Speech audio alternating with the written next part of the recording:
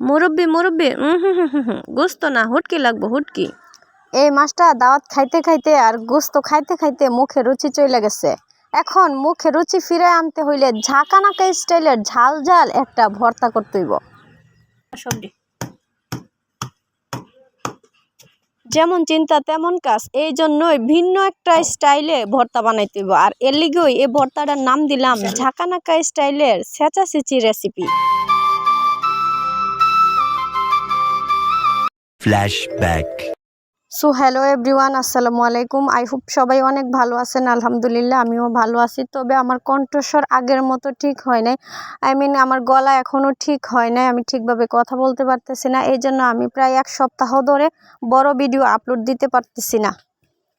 ভিডিওর শুরুতে বলে গেছি আমি 1 মাস যাবত দাওয়াত খাইতেছিলাম। তো আমাকে যারা কন্টিনিউ ফলো করেন তারা অবশ্যই আমার মাসখানেকের আগের ভিডিও দেখছেন যে আমাদের গ্রামের ফসলের মাঠ থেকে প্রচণ্ড রৌদ্রের তাপে যখন ফসলের মাঠের পানি শুকাইয়া যাচ্ছে বা পানি কমে যাচ্ছে, তখনই ওই ফসলের মাঠে যেই মাছ ছিল সেই মাছ হালে বিলে চলে আসছে। আর তখন গ্রামে মাছ মারা লেগে গেছে। তখন আমার বাবাও মাছ মারছিল, আমরা সেই মাছ কিছু শুটকিও দিছিলাম।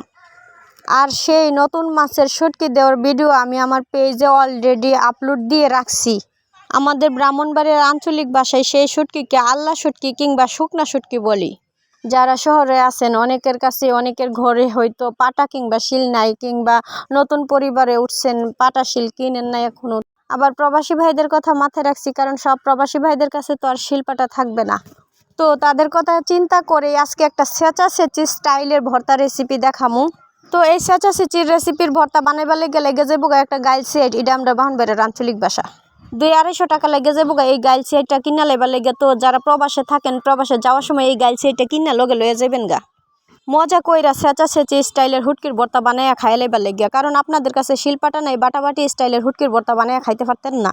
আর এই ছেঁচাছেঁচি স্টাইলের ভর্তা বানাইবার লেগে প্রথমে আপনার এই শুকনা মরিচটারে লাল লাল কইরা মচমচ কইরা সুন্দর কইরা বাইজা লইতেইব, যেন ছেঁচা দিলে এই সুন্দর কইরা গুঁড়ো হয়ে জাগা।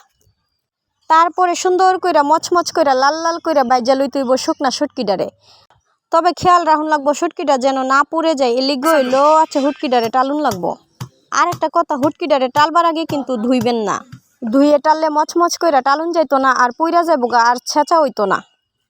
যাই হোক, ওখানে আমি চইলা যাইতাছি ছেঁচাছেঁচি রেসিপির চূড়ান্ত ধাপে। এই জন্য শুকনা মরিচটারে লবণ দিয়ে ভালো কইরা সেচা গুঁড়া গুঁড়া নিতুইব। এই পর্যায়ে টালা হুটকিটারে ভালো কইরা 2-3টা ধোয়া দিয়া গাইলের মধ্যে থইয়া বালা কইরা ছেঁচা দিয়ে একবারে গুঁড়া কইরা লয়ে লাইতেইব। এরপরে কাঁচামরিচ, ধনে পাতা, পেঁয়াজ দিয়ে আরও সুন্দর করে ছেঁচাছেঁচি করে নিতে হবে। দেখতেই পারতেছেন কি সুন্দর করে ভর্তা হয়ে গেছে। কিন্তু অনেকেই মনে করে এইভাবে সেচে ভর্তা করে খাইলে নাকি ভর্তা মজা হয় না। আমি যদি আপনাদেরকে এইভাবে ভর্তা করে একদিন খাওয়াতে পারতাম, তারপরে আপনারা বলতে পারতেন কত যে মজা, এখনও জিহ্বায় লেগে আছে। সো সবাই একবার হইলেও এভাবে ভর্তা করে খাইয়ে দেখবেন। তো সবাই ভালো থাকবেন। টাটা বাই বাই, আল্লাহ হাফেজ, আসসালামু আলাইকুম।